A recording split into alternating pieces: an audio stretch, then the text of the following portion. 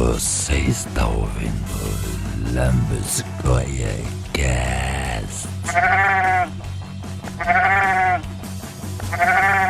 Sejam todos bem-vindos ao Lambisgoia Cast, um podcast associado à Confraria dos Canárias, porque em terra de gente de bem, ser canalha é um privilégio.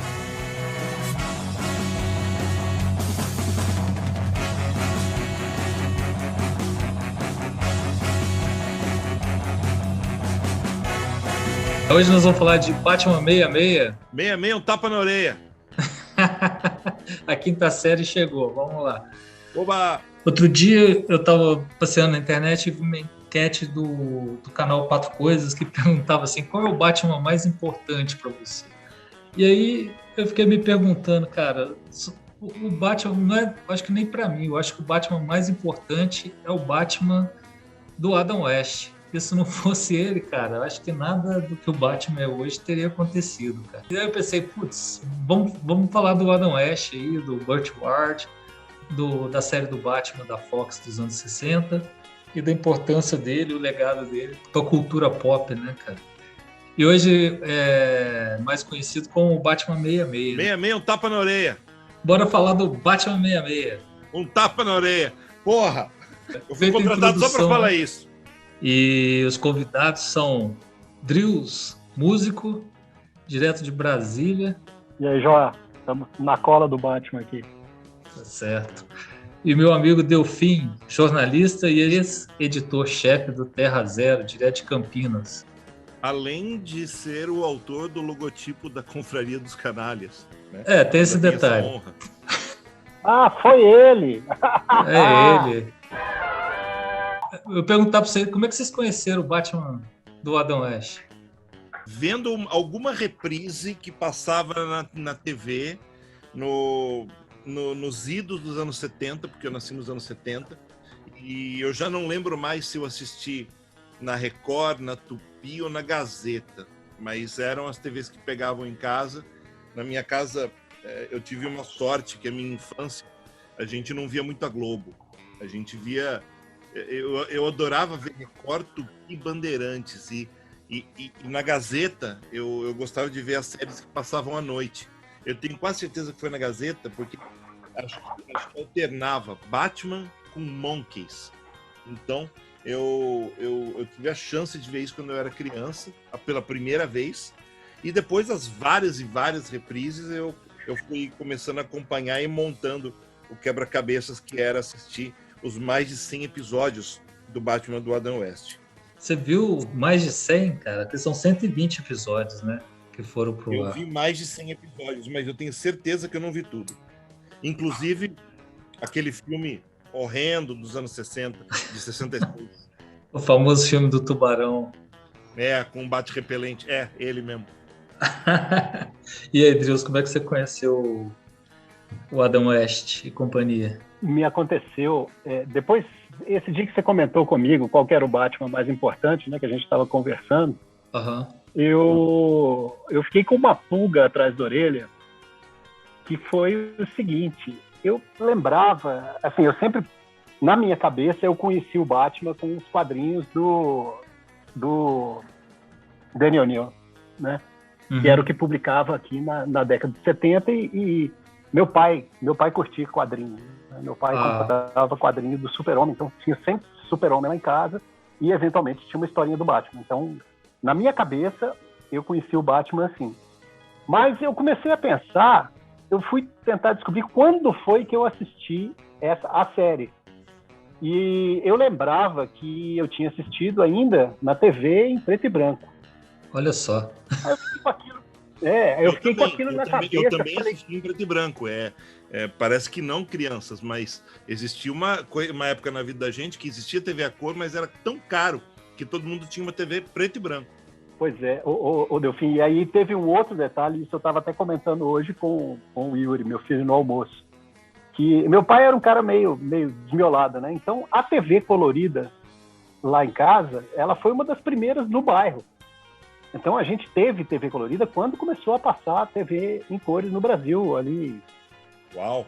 Putz, eu não lembro, 70, fim de 73, começo de 74, por aí.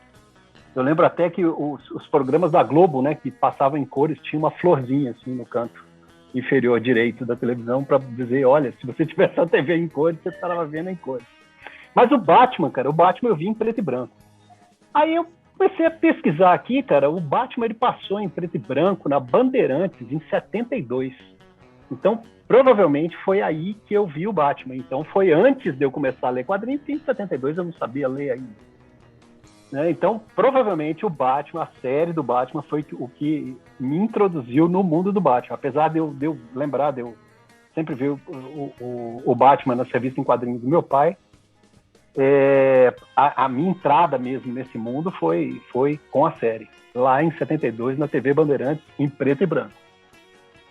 Olha só. Seu pai chegou a falar que se viu a série nos anos 60, pra você? Meu pai não. Meu pai não gostava da série. Ah, tá, beleza. Não gostava mesmo. Assim, eu sentava para ver. Eu lembro que passava, era mais ou menos no fim da tarde, 6 horas, assim. Uhum. E meu pai, às vezes, ele chegava do trabalho, eu estava assistindo, ele só torcia o nariz, passava direto, ou não deixava eu assistir. Meu pai não gostava declaradamente. Eu conheci, cara, quando passava na Globo, 5 horas da manhã, era um pequenininho, acordava e passava assim, um dia era o Batman dando o Ash, o Burt Ward, e no outro dia era o Superman do George Reeves. E passava todo dia.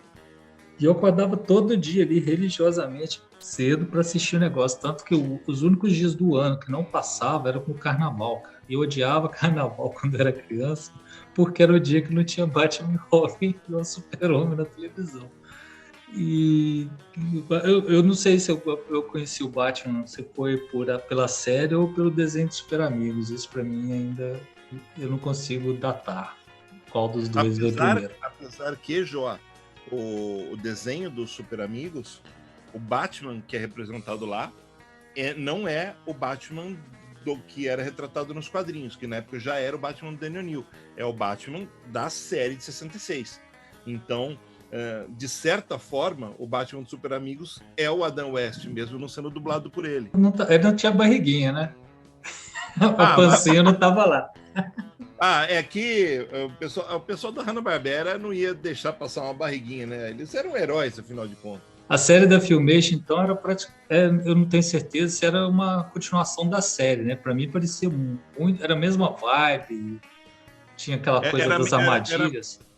Tanto era a mesma vibe e tanto eram os mesmos vilões que alguns dos vilões, especialmente convidados, eram dublados pelos atores que fizeram isso. O Coringa era o Romero que dublava, se eu não me engano. E tinha a vibe desse absurdo, tanto é que os personagens tinha um dos personagens que foi feito especificamente para aliar esse camp às crianças da época, que era o Batmirim. É verdade, tinha o Batmirim mesmo, que eu achava o máximo para a menina. Hoje eu não consigo ver graça no negócio. Bom, vamos lá. Você falou de camp aí, cara. Tem que. Uma das coisas da série é exatamente essa palavra que hoje, toda hora que você fala, esse conceito de camp vem junto do seriado, né? Como você definiria camp aí, Delfim? Nossa, é difícil definir camp, porque camp é mais que uma ideia. Camp é um conceito, mas é algo do tipo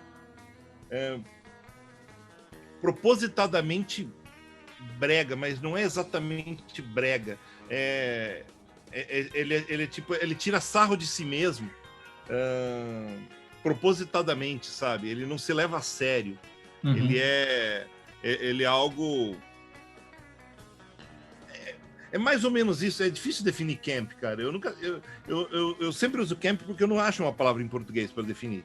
Mas acho que não tem uma tradução direta para camp, de verdade. Assim como o conceito que é usado para a série, né? Talvez, João. Talvez uma palavra perfeita seria... Ele é exagerado, saca? Uhum.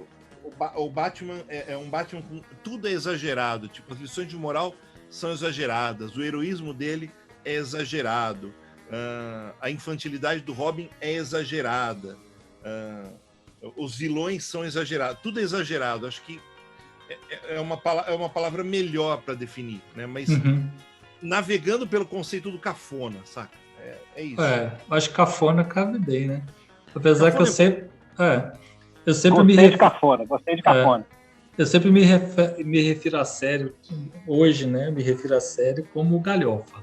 Galhofa também é uma boa palavra. Ótimo. Que é um tipo de humor mais paixão, né? Palhaço, assim. Pastiche. Bom, mas deixando as palavras de lado, quando começou a série, a Fox encomendou uma série de heróis, e eu acho que era encomenda da ABC. E os caras falaram, não, vamos fazer uma série de heróis, foram direto lá, vamos fazer o Super-Homem. E aí, parece que deu errado. A segunda tentativa deles foi fazer uma série do Dick Tracy, que também deu errado. E aí reza a lenda que o produtor da série, ele ia muito na mansão do dono da Playboy, né? Umas festinhas que rolavam por lá, e disse que o dono da Playboy, o Hugh Hefner, ele gostava muito de super-heróis e tal, e ele gostava de exibir nas festinhas dele com as coelhinhas da Playboy a série dos anos 40. E numa dessas séries o cara viu e falou, putz, é isso aí que nós temos que mostrar, fazer uma série do Batman. E o Batman estava bem baixa na época, né? Os quadrinhos de super-heróis estavam em baixa na época, né? Vamos ser sinceros, assim, era o ápice dos quadrinhos de terror e estava deixando bem de lado. Eles foram bem deixados de lado mesmo. Estava começando a surgir, né, em 60, assim, com a Marvel, a Liga da Justiça na DC, como a Era de Prata estava começando a voltar, mas ainda não estava com tanta força. E aí os caras chegou e falou, não, vamos fazer uma série do Batman. Contratou a galera, fez lá, e disse que fez eu ouvi falar que fizeram duas versões, uma mais séria e uma mais galhofa, e botaram para fazer teste de público. E o cara falou, não, vamos... Aí o cara viu o teste de público e optou pela galhofa. Mas quando saiu a série, muita gente ficou meio assim, putz, o que é isso que tá passando aí, né? Esse trem esquisito, assim, a princípio, né? Porque na época foi achando que ia ver o James Bond, que estava bombando, né? Aquela coisa mais séria. O pessoal foi assistir Batman achando que era um James Bond, chegou lá, era uma comédia quase infantil, né? Foi um acerto do cara botar esse lado mais leve da série, porque a série bombou, né? O Grant Morrison, no livro dele, ele conta lá no Super Gods dele, os Super Deuses, ele conta que na época que a série foi lançada, a série do Batman era tão famosa quanto os Beatles. Os dois concorriam assim para ver quem era mais famoso, né, no mundo pop da época. Tanto é, Jocélio, que os Beatles, em diversas letras de música, eles referenciam o universo pop dos quadrinhos, né? E eles estavam atentos ao movimento, né? É notório que há um encontro, né? E a NBC, ela tinha a série era produzida pela Fox, mas a Fox, lembre-se, não tinha um canal de televisão até os anos 90. Então, tudo que era produzido pela Fox era só a produtora de conteúdo, e a série passava na NBC, que também era o canal que passava, por exemplo, Star Trek, né, o Jornada nas Estrelas. Então, é uma camada de layers, né, uma camada de layers é ótimo, né? Camada de camadas é ótimo. São várias camadas da cultura pop que estão meio que reunidas numa mesma época, né? Tipo, 66 é um ano que tem muita coisa acontecendo na cultura pop, e todas elas meio que parecem estar conectadas, saca? Tipo, sabe aquele negócio aquela brincadeira que você tinha? 6 passos para chegar em William Shatner? Tipo, para chegar nas conexões entre essas pessoas de cultura pop, às vezes era um passo só, quase sempre era um passo só.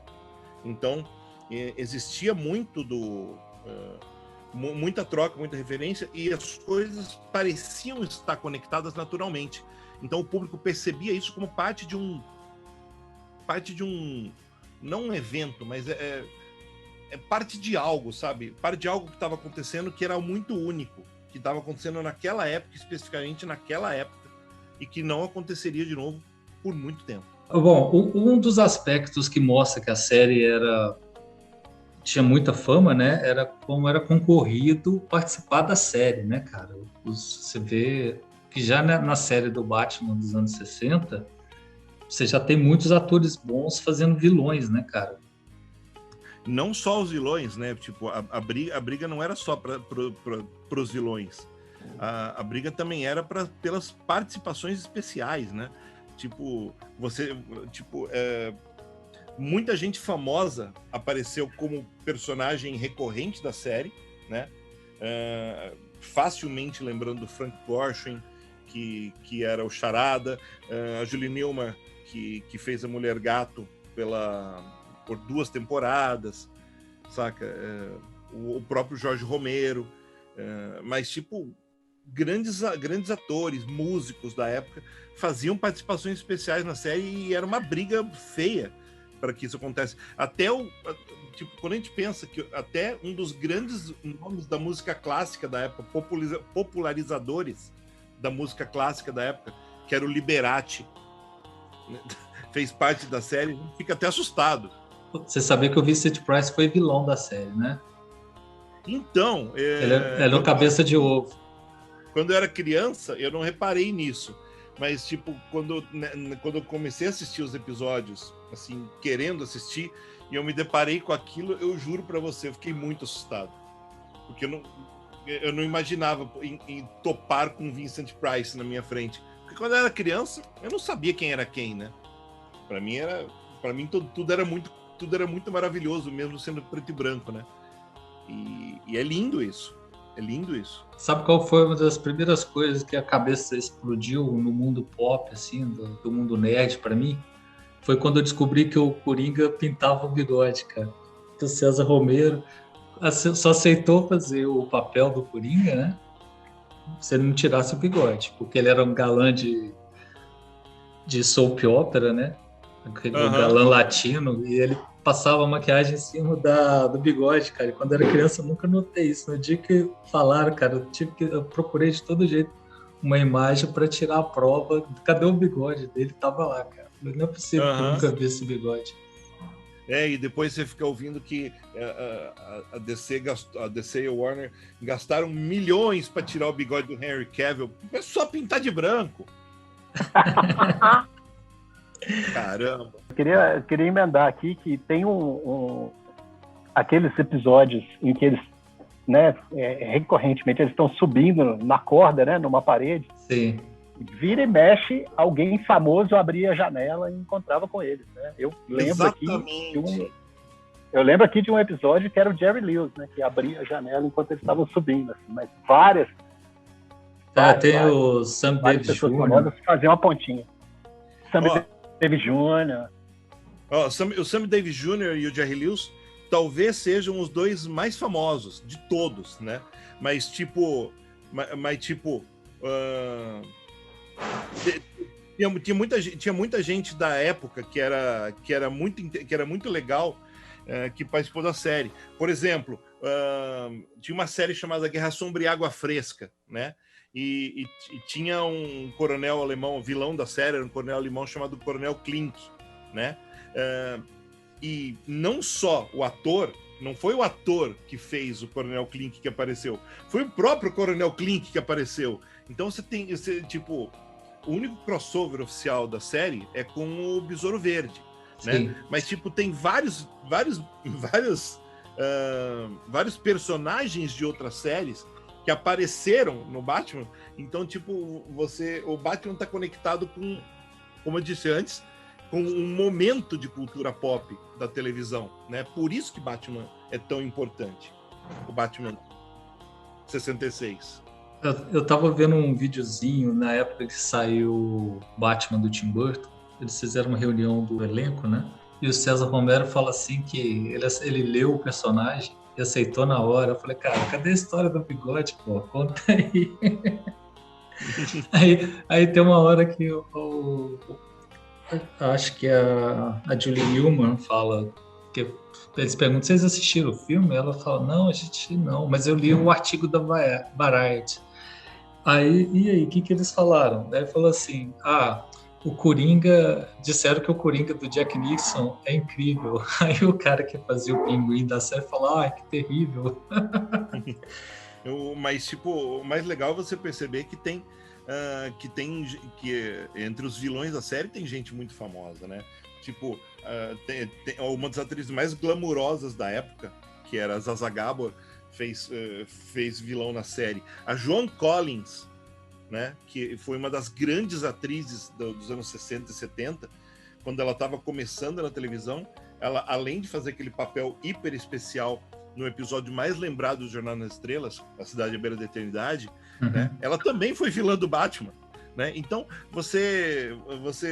quando você começa a ver a lista, né, o Rod McDowell, pelo amor de Deus, que é um ícone da ficção científica, que se tornou um ícone depois, né, por causa do Planeta dos Macacos, né, tá lá como vilão. Então, tipo, a coisa é muito, muito mais embaixo, gente. Então, é muita gente boa, quase um redemoinho de cultura pop que tá todo concentrado numa série de televisão. É muito... Daí, quando se comparando, são os Beatles da TV, né? Mesmo que os Beatles da TV fossem os Monkeys, né? Mas é por aí mesmo. É engraçado, porque a série inaugurou essa tendência, né, de ator famoso fazer vilão do Batman, né, cara? Tá lá desde o princípio. Né? E é uma série que, mesmo sendo um sitcom, não era um sitcom tradicional, né? Porque era um sitcom que você não tinha as risadas de fundo, né? Você vê, por exemplo, essa série que eu citei, o Guerra Sombria e Água Fresca, que é da mesma época. Tipo, cada piada tinha uma risada de fundo, né? Gravada ao vivo e tal. Batman não era gravado ao vivo, então eles tomaram uma decisão corajosa de não colocar essa risada ao vivo para você não perder a sensação de que aquilo ainda é uma aventura. Então, tiveram que inventar uma palavra, né? E essa palavra foi o camp, usar esse camp nesse sentido, porque não era uma comédia e não era um seriado de aventura, não era um drama, né? Hoje em dia as pessoas usam dramedy, né? Tipo dramédia, né? Que eu acho uma palavra horrorosa, mas existe hoje em dia. Mas na época você não tinha isso, né? Então acabou acontecendo isso, né? Tipo, e é um seriado meio único e com poucos seriados que seguiram a sua linha, né? De misturar comédia com drama, né? Tipo, e poucos seriados, tipo, ainda assim com quase, acho que nenhum seriado que seguiu essa linha teve esse monte de participações especiais, né? Eu vagamente recordo de um seriado dos anos 90 chamado Parker Lewis, que tinha essa ideia de ser um camp dos anos 80, né? Mas era comédia, ao mesmo tempo que tinha a situação dramática dos personagens e era completamente exagerado, né? Mas não tem muitos, não. Infelizmente, não tem muitos, não. Né? Ou felizmente, não sei. Não sei, tá? Eu acho que é felizmente, vai. Voltando para os vilões aí. Ô Anderson, quais eram os seus vilões prediletos aí da grande galeria de vilões do Batman? Pois é, cara, eu tenho uma relação boa com os vilões e ela vai em várias dimensões, assim. Para mim, o vilão que era mais bem representado, né, apesar de todo mundo falar do César Romero e do Coringa e tal, mas eu adorava o Burgess Meredith fazendo o Pinguim, cara. A maneira como ele caracterizou o Pinguim eu sempre achei sensacional. O vilão que eu achava mais legal mesmo, por incrível que pareça, era o Rei Tut. Putz, eu também. Cara, eu tinha eu não sei, bicho, eu achava ele um cara nojento, ceboso, cara. Eu falei, nossa, esse cara é ruim de verdade, bicho. É a ruindade encarnada, o tal de Rei Tut. Eu vou te falar que uma das maiores frustrações minhas de virar leitor de quadrinho do Batman é nunca ter visto o Rei Tut como vilão nos quadrinhos. empatamos nessa. Eu também, eu sempre esperei ver o Rei Tut um dia e nunca apareceu. Agora, a outra camada é que duas das minhas grandes paixões de infância, das musas da minha infância, estão no Batman, que é a Mulher Gata. Tanto com a Julia Newmar e a Eartha Kitt. Eu era apaixonado por elas quando eu era pequenininho. Eu achava as mulheres mais lindas do mundo. As duas e a... Como é que é o nome dela, cara? O Wanda Benson, do UFO, né? Que depois eu via descobrir que ela é a mãe do Benedict Cumberbatch. A mãe do Benedict Cumberbatch foi uma das musas da minha mais tenra infância. Mas as duas mulheres... Nossa, para com isso. Agora, a Julia Newmar e a Eartha Kitt, cara, eu, molequinho, eu era apaixonado pelas duas. Eu ficava deslumbrado na frente da televisão vendo as duas. Acho que é legal falar que teve uma terceira Mulher Gato, né? Que foi a Lee Meriwether, que ela só fez o filme. Porque quando o filme foi feito, o longa-metragem da série, né? Que saiu entre a primeira e a segunda temporada, a agenda da Julie Newmar estava totalmente lotada e ela entrou no lugar. Ó, eu gosto muito do Rei Tut, né? Eu acho maravilhoso que ele é um vilão que foi criado para a série, né? Vários vilões foram criados para a série, né? Então, eu gostava muito dele, né? O Pinguim é um grande favorito. Eu sempre achei muito canalha e tipo aquele uniforme colante todo magrelo, sabe? O Charada dessa série eu acho um negócio incrível.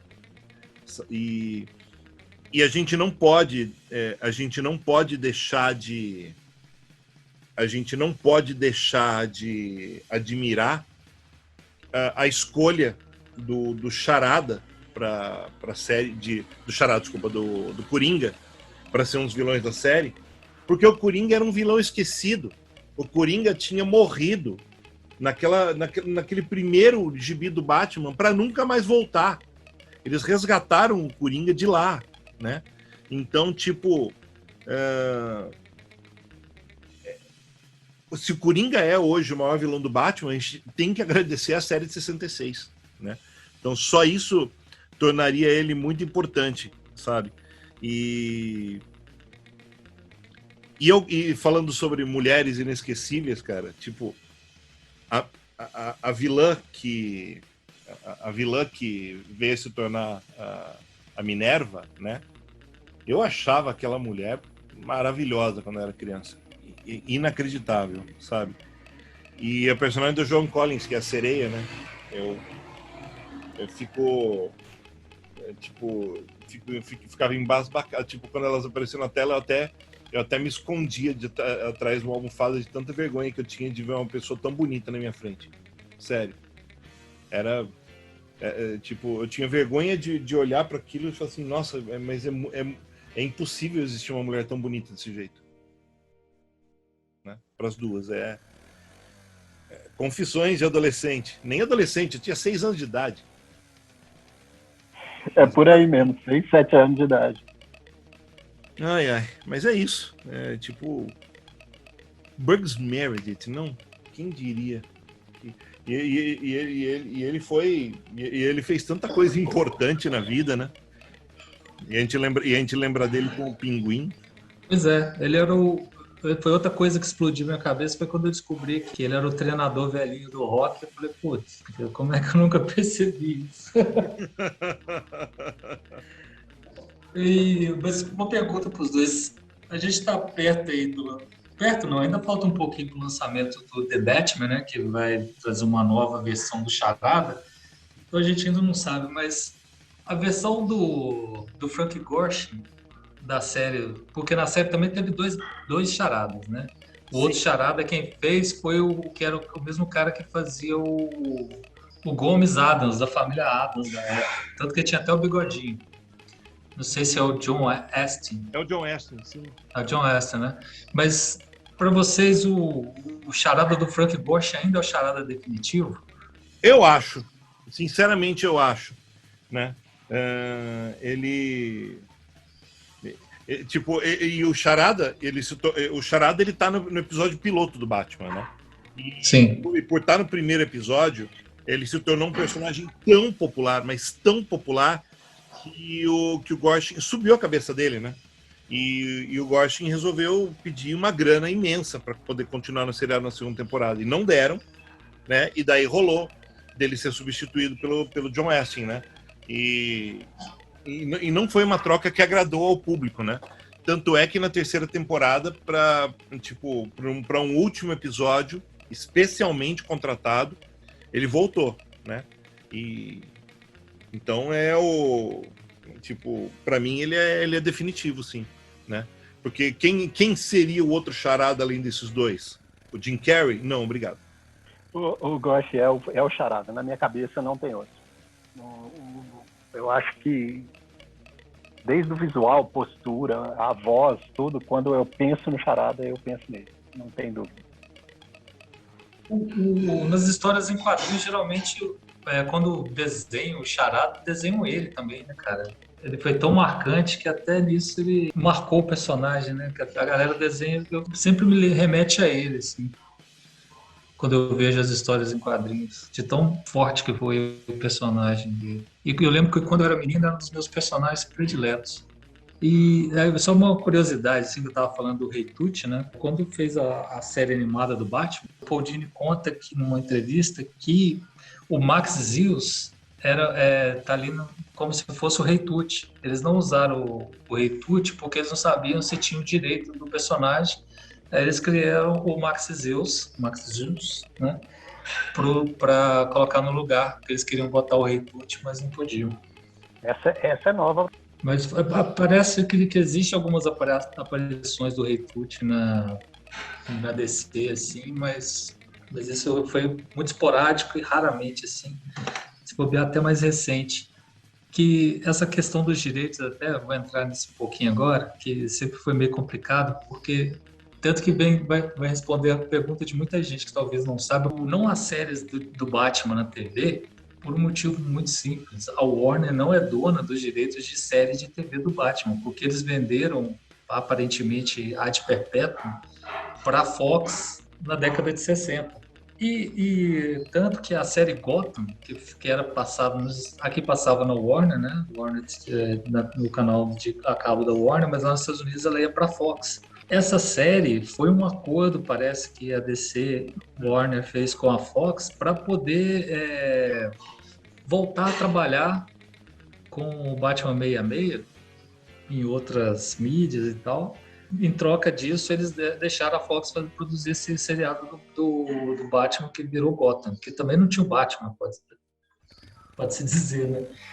E tanto que com esse acordo aí teve as duas animações do Batman 66, que tinha até o Adam West e o Kurt Ward fazendo a dublagem do Batman e do Robin. E que numa dessas animações, que tem uma curiosidade, foi um roteiro perdido da série, que apresentava o Duas Caras, que era um vilão clássico do Batman que nunca apareceu na série. Que dizem que tem quem diz que o Duas Caras era assustador demais para a série, e tem quem diz que era caro demais para a série, para ser um Duas Caras. Aliás, nessa animação, quem faz a dublagem do Duas Caras é o William Shatner, que também era outro galã dos anos 60, quando bombou a série, que era o Capitão Kirk do Star Trek. Que como eu expliquei, todo mundo era da mesma emissora, todo mundo se conhecia, né? Então, tem inclusive um meme que está circulando aí com os personagens do Batman e do Jornada nas Estrelas no mesmo cenário. Provavelmente isso aconteceu, né? Essas farras essas farras de você tá todo mundo, digamos, uniformizado, caracterizado, né? Criou uma série de fotos inusitadas na época, né? Os grandes anos de 66 e 68. Star Trek e Batman duraram exatamente o mesmo tempo, 3 temporadas. Bom, nós falamos muito dos vilões aqui, né? Vamos falar um pouquinho da dupla dinâmica. Finalmente. Vamos falar da dupla dinâmica. Porque falar do universo do Batman é sempre complicado por causa disso, né? O universo dele às vezes sobrepõe a ele, né, cara? E, Bom, quais são suas memórias aí mais afetivas com Adam West e Burt Ward? Aquele ambiente em que eles viviam, né, bicho? Que tinha o Alfred, né? A tia Harriet, que faziam como é que se diz? A infraestrutura familiar para os dois. E eu achava a relação do Batman com o Robin, né? Ele era meio tutor do Robin e ficava ensinando as coisas pro Robin, passando umas lições de vida pro Robin no meio da ação, né, cara? Era uma coisa assim que eu achava o máximo. Eu falava assim, cara, imagina se eu tivesse lembrando que eu era por aí, 6, 7 anos de idade. E eu ficava pensando, pô, que legal que ia ser o Robin e o Batman ser tipo meu professor, assim. Sabe? Eu tinha essa ideia na cabeça, bicho. É muito esquisito, cara. É muito diferente, né? Como você disse, depois que você entra no mundo dos quadrinhos do Batman, cara, não é nada daquilo. Da onde que eles tiraram essa ideia, né? É um negócio surreal. Aliás, o Anderson, voltando pro piloto da série, né? Tem uma coisa legal que acontece no piloto, é que tem uma hora que ele tem que procurar o Charada, e o Charada tá, tipo, acredito que ele tá numa boate. Eles vão com um Batmóvel e daí o Robin vai sair do carro e ele fala, não, porque você é menor de idade, isso não é um lugar para menores de idade, né? Espere no Batmóvel. E ele ficou lá esperando no Batmóvel, né? Enquanto Batman tava lá dançando Batuze, né? A famosa Batuze. Então, tipo, tinha essa ainda, né? Como a série era dirigida para os adolescentes, o Robin as lições de moral todas eram dirigidas para o Robin, né? Tipo, bote o cinto de segurança, né? Você tem que beber mais leite, ou coisas do tipo, né? Porque o Batman era a figura, mais do que um tutor, quase a de um pai, né? Ele era o role model, né? Dessa moral cafona, né? Então, e funcionava muito bem, né? Porque não era levado a sério, né? Ao mesmo tempo, a mensagem era apreendida de uma maneira séria, tipo, esse seriado é engraçado, mas tipo, fala umas coisas interessantes. E foi assim que ele foi conquistando o seu lugar no coração dos Estados Unidos e do mundo. É engraçado, para mim a série moldou muito as brincadeiras, assim, tanto com aqueles bonequinhos da Gulliver que tinha, né, aqueles de plástico que eles eram parados de uma cor só, né, que tinha o Batman, às vezes o Batman era vermelho, o Robin era amarelo. Que era muito engraçado. Quando acontecia você achar e comprar um Batman azul, você ficava feliz da vida. E eu só sabia brincar, ou de brincar com os colegas, ou com os bonequinhos, né? Sempre vinha com Batman, e empurrava o amiguinho, e ao mesmo tempo que empurrava e fingia que eu sou, eu ficava pô, pam, pom. Isso moldou muito a minha forma de brincar na infância, assim, por causa da série. Aliás, eu vi por aí, eu tenho que pesquisar mais para confirmar se isso é real ou não, que o Roy Lichtenstein, o pintor da arte pop, que fazia as onomatopeias da série, cara. Até nisso a série era...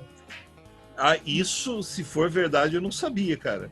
Como assim? Pois é, eu ouvi isso por alto, assim. Eu ainda tenho que descobrir se isso é verdade ou não.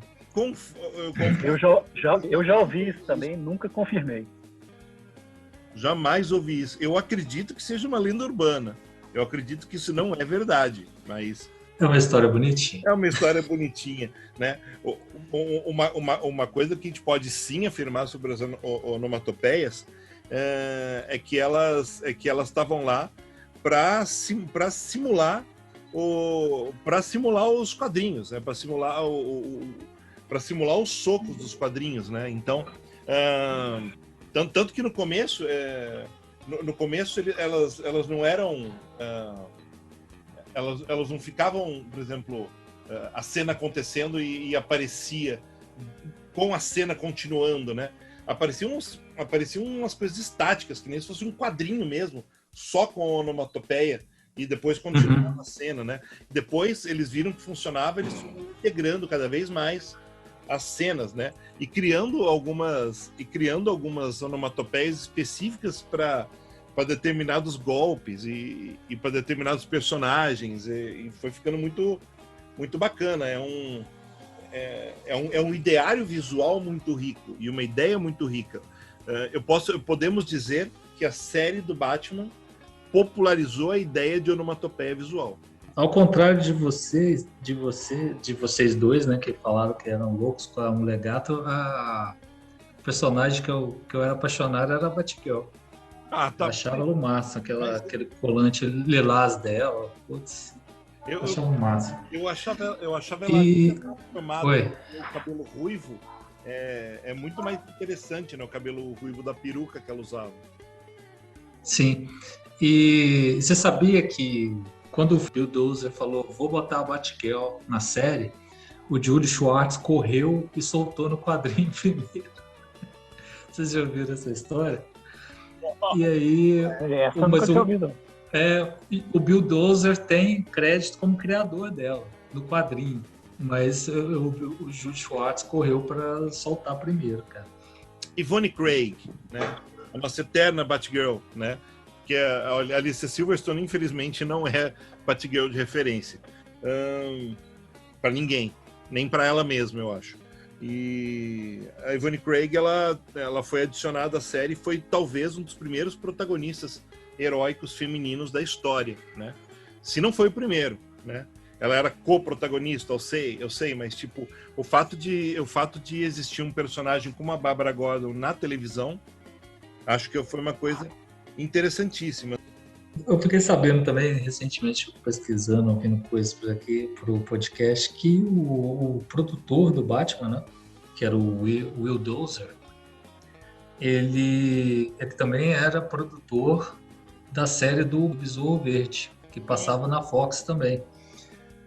E aí depois eu fiquei sabendo e mexendo lembrando as outras coisas que eu também estava pesquisando, que essa coisa dele ter feito dois pilotos diferentes, um mais pastelão e o outro mais sério, provavelmente não quis perder a ideia e pegou o Besouro Verde e fez a série mais séria.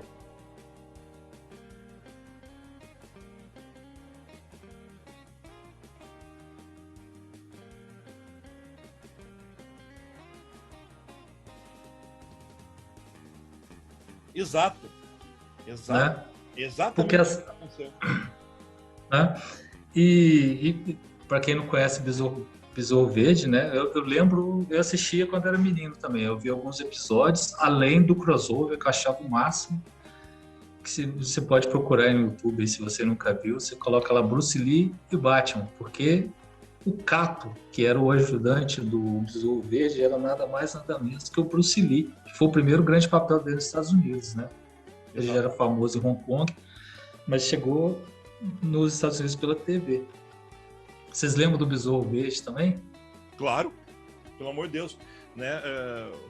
Tipo, o Batmóvel do Besouro Verde era Beleza Negra, né? E tipo, é uma série, tinha tipo, a música tema do Besouro Verde era um negócio incrível, né? Que é um trompete tocado num fôlego só por um cara chamado Al Hirt, que junto com o tema do Batman se tornou um dos temas mais populares da história da televisão. Então tipo, é uma série que, apesar de ter durado uma temporada só, tem muita coisa memorável, né? E em termos de atuação, o Van Williams, que fazia o Britt Ride, que é a identidade secreta do Besouro Verde, né? Ele era um... Se você não se lembra de Van Williams, né? Van Williams, ele estava numa outra série bastante conhecida, né? De todo mundo que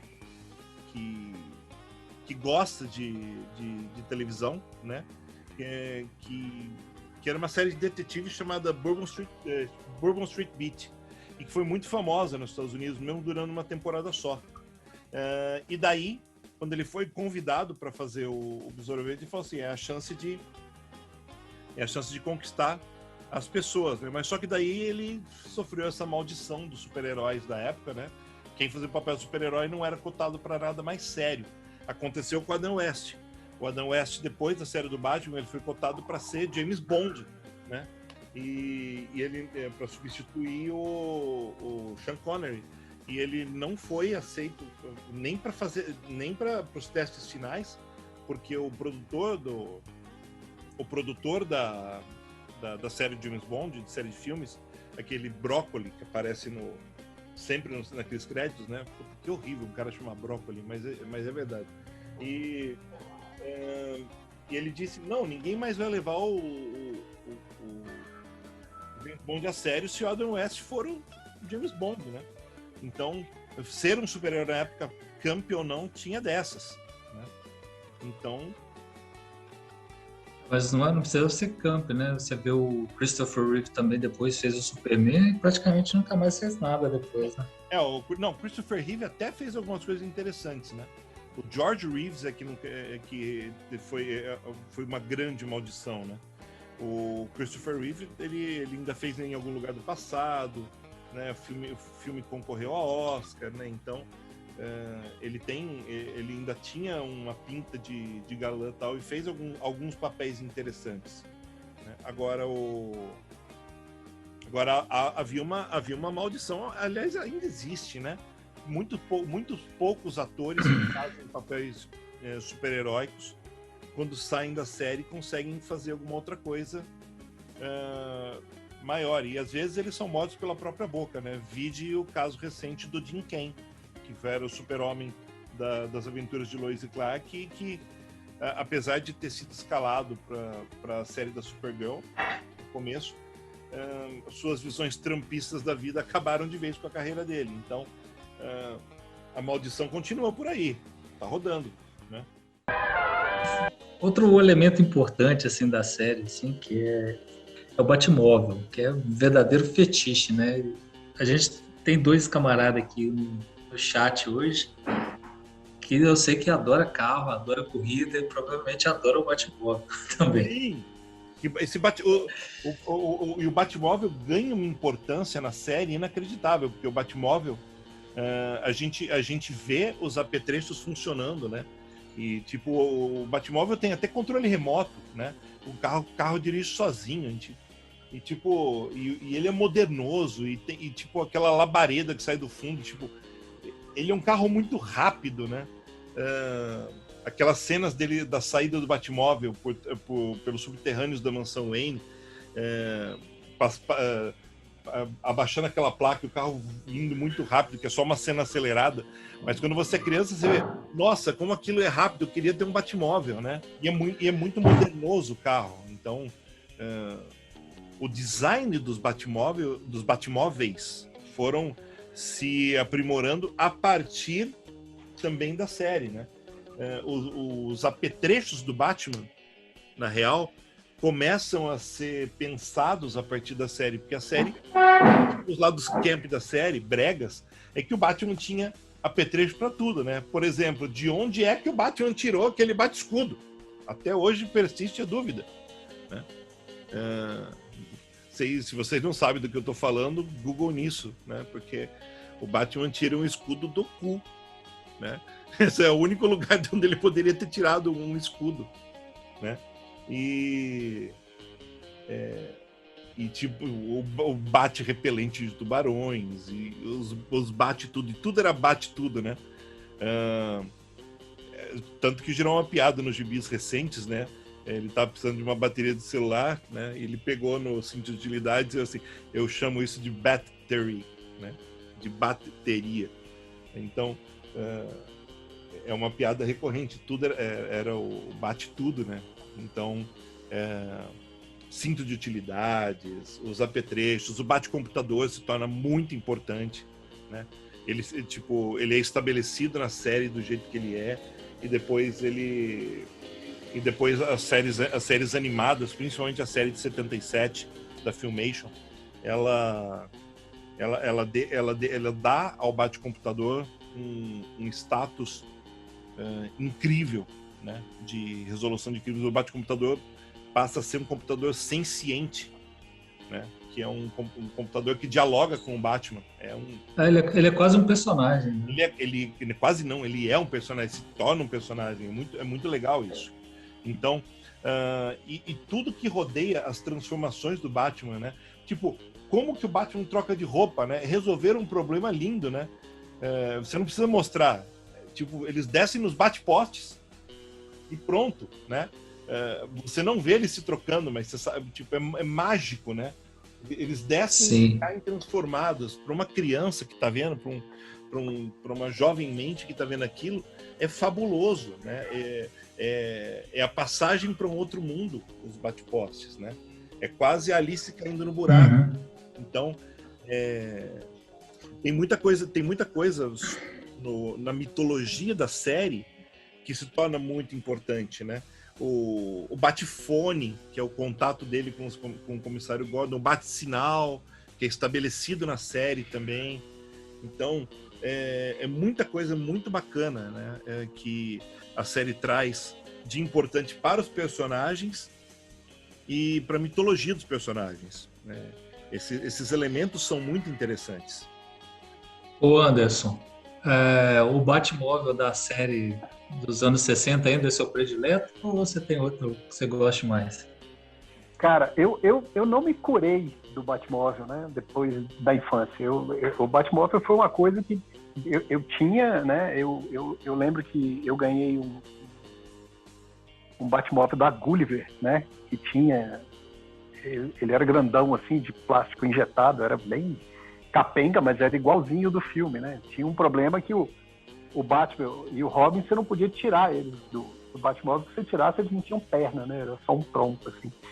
Era meio... Na hora de brincar, tinha que dar uma improvisada. Mas foi o primeiro Batmóvel. Depois, algum amigo da família viajou para o exterior e me trouxe um Batmóvel que era de metal, né? Era um modelo de metal que vinha acoplado com a Batlanche, cara. Esse foi um brinquedo que eu preservei, assim, o máximo que eu pude, e ele desapareceu numa mudança. E eu fiquei assim, mas não me curei de Batmóvel até hoje. Aqui em casa eu tenho um armário com vários, e o Batmóvel da série, ele tem uma posição de honra, né? Os Batmóveis que eu de todos que existiram, os que eu acho mais legais é o da série e o do Anton Furst, né? Do filme do Tim Burton. Ele se inspirou um pouco no Batmóvel, né? Na barbatana traseira, aquela coisa toda. Mas decididamente, esses dois são os Batmóveis que eu acho os mais legais. Mas eu não me curei desse negócio de Batmóvel. Tanto que tem amigos que vê e passa e olha, um Hot Wheels de Batmóvel, compra e me dá de presente. Eu tenho um punhado aqui. E eu tenho alguns eu tenho desde criança, né? Eu tenho um de Hot Wheels aqui que eu tenho há milênios. Você sabe que o Hot Wheels do The Batman já saiu, né? Já tá vendendo. Não quero nem ver. Ou melhor, vou esperar um pouco. Mas olha só, eu tenho uma história interessante. Numa dessas viagens que eu fiz para fora, né? Eu e a Alessandra, a gente estava andando na rua, assim, aí tinha um prédio, cara, que eu nem sei o que é esse prédio, mas tinha uma escadaria grande e tal, não sei o que. Falei, vamos subir ali para tirar uma foto, né? Aí a gente subiu a escadaria e tal, não sei o que. A hora que eu olho dentro do prédio, tinha um Batmóvel lá dentro. Aí eu falei, cacete, bicho, o que o trem tá fazendo aqui? Entrei lá, cara. Segundo o cara que tava lá, foi um dos Batmóveis usados na série. Mas ele era só um próprio, né? Ele tinha só a carcaça, não tinha motor, não tinha nada. Mas foi um dos Batmóveis usados na série de 66, perfeitamente conservado. Foi um momento super emocionante na minha vida e super inesperado. Eu tava andando na rua, entrei num prédio e tinha um Batmóvel lá dentro. Foi super legal esse negócio. Eu não me curei, eu sofro de síndrome de amor ao Batmóvel e é isso aí. Assumo e tá posto. E eu queria corrigir uma informação lá de trás, né? Eu falei que as duas séries eram da NBC, né? Na verdade, o Batman era da ABC, né? Da ABC, né? Mas por que eu misturei a história na minha cabeça? Porque o Batman, quando foi cancelado, A ABC ela se desinteressou pelo processo, mas a NBC viu uma galinha dos ovos de ouro lá e contratou a Fox para uma 4ª temporada, né? Só que daí aconteceu que os sets do Batman, quando a ABC cancelou, como era padrão na época, foram desmantelados, reciclados, usados para outra coisa, tudo, né? Não se preservava absolutamente nada.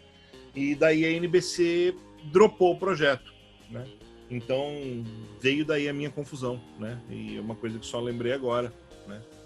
Que eu estava me preparando para falar do fim da série e aconteceu isso. Triste, a gente não teve uma 4ª temporada porque ninguém estava pronto para isso. Não existia Netflix na época. Era raro uma série ser recuperada depois do limbo. Nossa, acabou o assunto. O nosso host dormiu. Sério? Oi, ih, eu tô falando aqui, tava mudo, que bosta.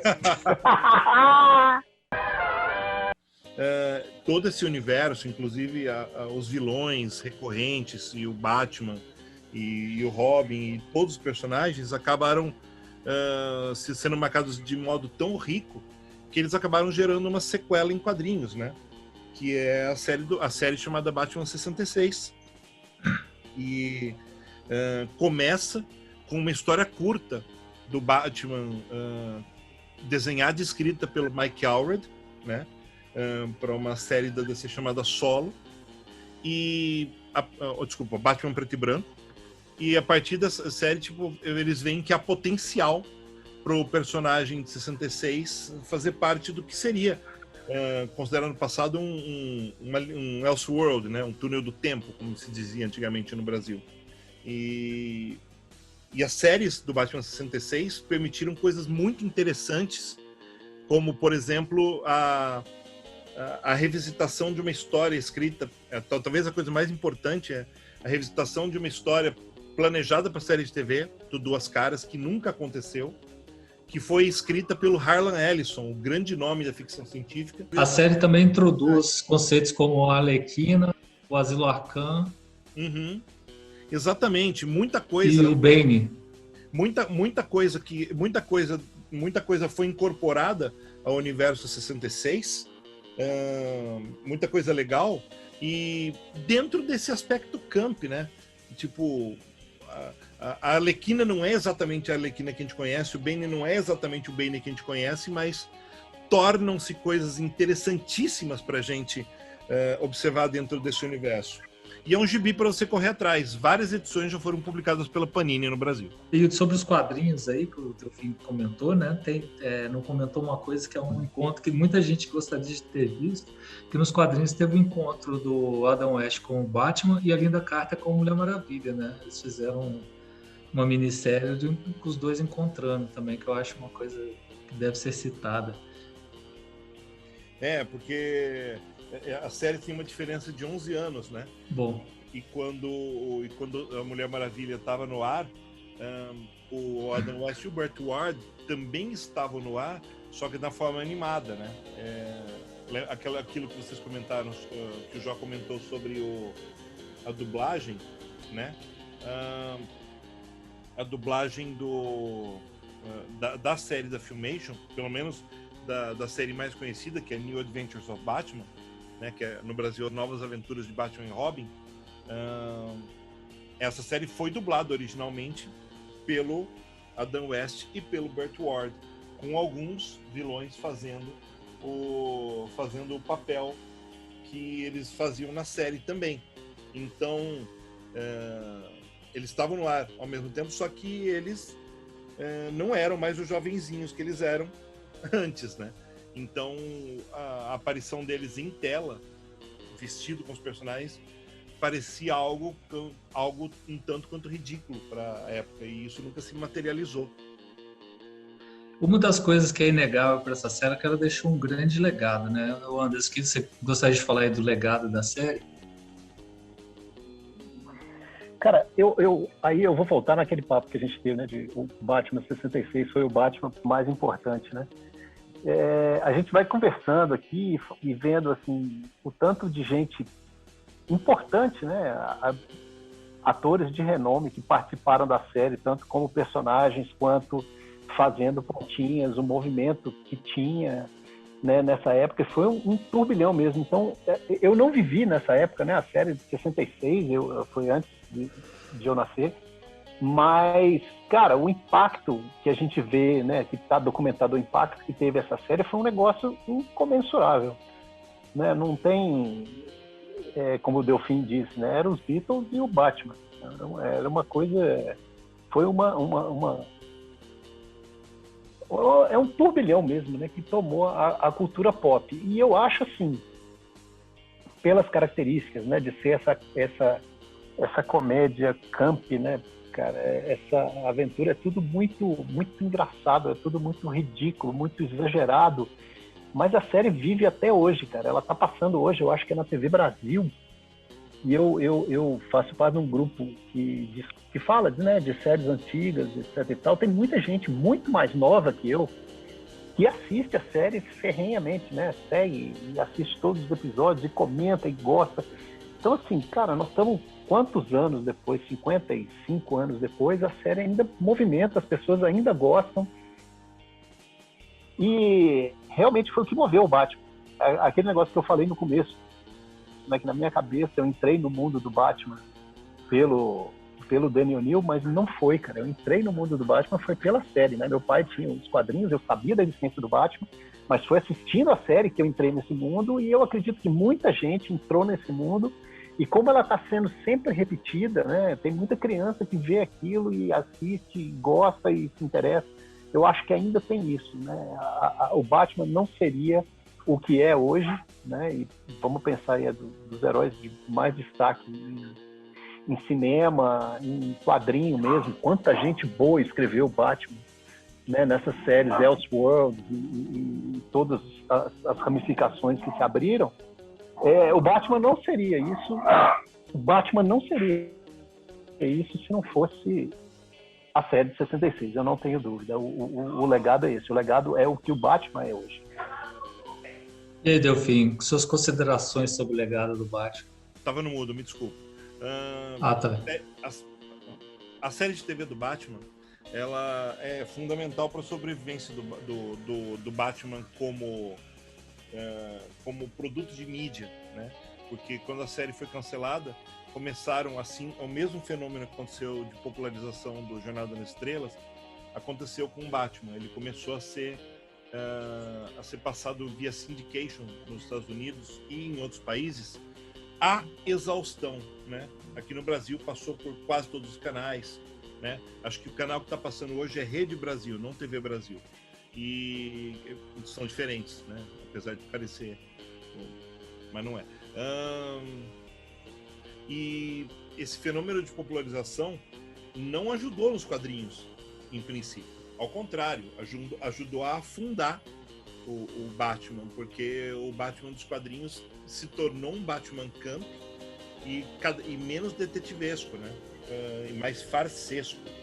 Isso só foi mudar quando, aproveitando a popularidade dos personagens da série e aproveitando que a DC estava num período de experimentação total, a série caiu na mão de um cara novão chamado Danny O'Neill, né, que resolveu trazer de volta o universo mais sombrio do Batman, tornando realmente ele um detetive sombrio e trazendo o lado sombrio dos personagens também, e pondo um pouco mais de lógica em tudo, né? A gente não pode esquecer nunca que a década de 60 pro Batman era o reino maravilhoso de Sheldon Moldoff, né? que é o cara que botou o Batman em tanto universo imaginário e paralelo que parecia que cada história se passava numa terra diferente, porque não é possível que tanta coisa bizarra e absurda acontecesse com um personagem todo santo mês, né? Então o Danny O'Neill pôs o pé no chão e o Batman começou a se reestabelecer ali. Mas o Batman já era um grande produto de mídia, e quando o Danny O'Neill pegou o personagem para criar, também foi mais ou menos na mesma época que surgiu a série de televisão que começou a popularizar os heróis da DC, né? Os principais. Que apesar deles terem tido uma série de TV chamada Liga da Justiça da América, né? Que passou, foi a primeira série de desenhos da DC, a primeira série da Filmation, né? De desenhos, né? O Batman teve uma série, o Lanterna Verde teve uma série, o Átomo, o Atômico, né? Ele chamava-se o Flash, a Turma de Titã. O Flash, Barry Allen teve uma série. Então, e eles se juntavam nesse grupo que era a Liga da Justiça da América, né? Tudo é Filmation, né? E quando a Hannah pega os personagens para criar, ela resolve reunir os grupos de super-heróis na Liga da Justiça. Você sabe muito bem que a gente está falando de Super Amigos. E a partir daí a popularização do personagem se dá de maneira arrebatadora. Isso nunca teria acontecido. O Batman nunca estaria nesse primeiro time se não fosse a série de TV. A ponto de, até os anos 60, apesar do Batman ser o personagem que leva o nome, a revista do Batman leva a editora a se chamar DC, né? A Detective Comics. Personagens como Aquaman eram mais benquistos, né? Principalmente, e evoluíam muito mais. Tipo, o Aquaman casou primeiro, o Aquaman teve um filho primeiro, o Aquaman teve um legado primeiro, né? E eram as coisas assim nos anos 60. Então, era importante para estabelecer de novo o Batman como um personagem de primeira linha midiática, ainda que ele não fosse tudo que os fãs queriam, né? Isso só começou a acontecer de novo nos anos 70, e a gente tinha uma visão de Batman palatável para as crianças nos desenhos animados, e a gente tinha uma visão palatável para os adultos nos quadrinhos, né? E quando os filmes dos anos 90 vieram, né? E os filmes do Tim Burton, que tinham um aspecto gótico, mas também um pouco camp, né? Foi a vez das coisas se inverterem, né? Os desenhos animados passarem a ser o entretenimento para os adultos com as animações do Bruce Timm, e os filmes e derivados até a chegada do Christopher Nolan eram aventuras mais camp, relembrando a série de televisão. Então, a jornada do Batman para se tornar um grande produto de mídia passa por tudo isso. E ela começa de verdade na série de televisão, que é um enorme feito, né? É a primeira grande série de super-heróis a vingar, né? E isso não é pouca coisa. E acabou que você falou de Super Amigos, me veio em memória aqui de uma coisa que quase ninguém lembra, né? Que é a série dos Super Amigos que eles fizeram, que era totalmente camp. Parecia era até mais, né? Mais exacerbado. Foi só aquele piloto que chamava. Como é que chamava, Delfim? Isso não foi exatamente um piloto, foi um especial de televisão, com palco, tudo, as pessoas, os heróis e vilões no palco, tudo tinha muito brilho, né? Parecia Trapalhões. Mas é fácil de encontrar isso no YouTube, né? Eles voltando pro uniforme, todos gordos. Só o que estava em forma era o Capitão Marvel, né? Porque a série dele estava acontecendo na época, né? E o Gershwin tá nessa série, né? Nesse episódio. O Gershwin tá nesse episódio. E se eu não me engano, essa é a primeira aparição formal do Capitão Marvel integrado ao universo DC, por incrível que pareça. Mas passando essa curiosidade aí, eu acho que já falamos bastante de Batman do Adam West. João, deixa eu falar mais uma. O dublador do Super Amigos do Batman não era o Adam West, mas em determinado momento o dublador original teve que sair, e as duas últimas temporadas de Super Amigos, que já são aquelas temporadas com o Darkseid, é o Adam West que dubla. É? Que legal. Foi ele que dublou o crossover com Scooby-Doo? Eu acredito que Não, eu não sei. Que não é só um crossover com o Scooby-Doo, né? São alguns episódios, né? São. Tipo, eu sei que Abbott e Costello não é o Abbott e Costello, né? Mas eu não tenho certeza se Batman e Robin foi o Adam West e o Burt Ward. Mas eles já estavam dublando. Uhum. Então é possível que sim, mas eu não tenho certeza. Então, Adam West faz a dublagem do Grey Ghost, do Fantasma Cinzento, na série animada, né? Ele foi chamado pelo Tim Burton para ser o pai do Batman, ele não aceitou no Batman 89. E ele fez anos depois ele fez o pai do Batman no Brave and Bold. Ele aceitou fazer o pai do Batman, a dublagem do Batman Brave and Bold da série animada. Acho que isso é bom. Acho que esse é um bom jeito de terminar esse podcast. Todo mundo deve lembrar que o Adam West morreu de um jeito muito duro, né? Ele tinha leucemia e ele foi morrendo aos poucos, né? E à medida em que ele foi ficando mais velho, ele foi aceitando o legado do Batman, né? Tanto que os últimos 10, 15 anos de vida dele foram praticamente autorreferentes e ele tanto que vários projetos que se referiam ao Batman como personagem, mesmo não sendo o Batman, o Adam West, quando era convidado para participar, para fazer referência, ele topava. Talvez o projeto mais que as crianças mais conheçam seja os Padrinhos Mágicos, né? Ele faz o papel do Homem-Gato, né? Do Catman, né? Que é o Batman, né? Mas soltando bola de pelo, né? Então existe, e ele participa várias vezes. Desculpa, eu já esqueci se é o Catman ou se ele é o Crimson Shin, né? Mas que é o herói preferido do time. Mas enfim, tudo que era autorreferente, ele começou a participar e abraçando com uma felicidade imensa, né? Porque ele percebeu a riqueza dele para a cultura pop, né? E usava, obviamente, esse dinheiro para se cuidar, né? Para lutar contra a leucemia, né? E sempre muito querido pelos fãs, né? E é uma coisa muito legal isso, né? Apesar de ser um Batman que todo galhofeiro tal, tipo, o fato dele ser o bom moço em pessoa tornou nunca falando um palavrão, nunca saindo da linha. Ele se tornou de verdade aquilo que os criadores da série queriam fazer, de um meio torto e meio galhofeiro, que é ser um modelo para as pessoas. E ele foi isso até o final. E isso é um bom jeito de se lembrar do Adam West, né?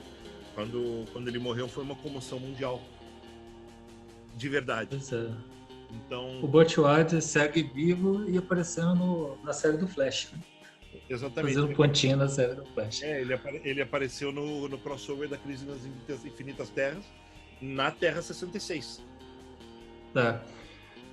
Quando o Flash começou a atravessar de um universo para o outro, cara, meu sonho é que a produção do seriado fosse parar numa terra, dentro de um asilo, que chamava Arkham, né, um asilo de velhinhos, e lá ele encontrava o Adam West e o Burt Ward brincando de detetive.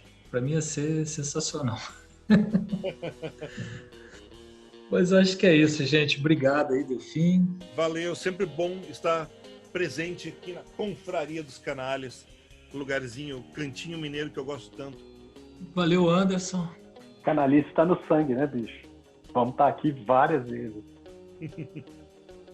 É isso aí, canalhada. Como o nosso lema sempre diz, em terra de cidadão de bem, ser canalha é um privilégio, né? Então, um abraço para todo mundo aí, brigadão. Fui!